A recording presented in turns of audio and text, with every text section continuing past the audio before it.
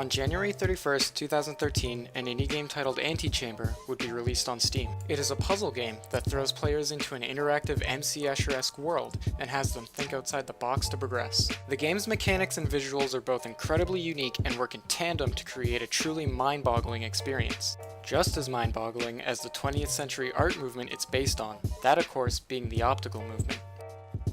It doesn't take much playing before the inspiration becomes clear. The game's first puzzle seems to have been inspired by MC Escher's Labyrinth while creating a real in-game illusion for the player to decipher.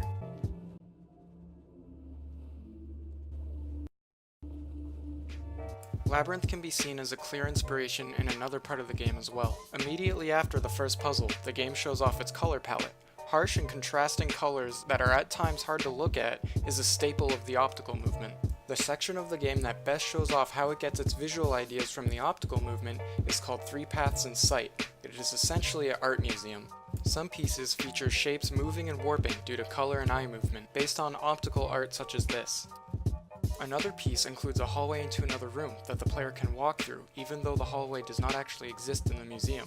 This is a perfect example of gameplay itself taking from the optical movement. So whether the devs were looking to include trippy optical visuals or disorienting tricks and puzzles, they had all the bases covered. And that's when this game is at its best, when it plays tricks on the player's eyes and hurts their brain a little bit while they try to decipher the abstract warping and flashing work of art before them.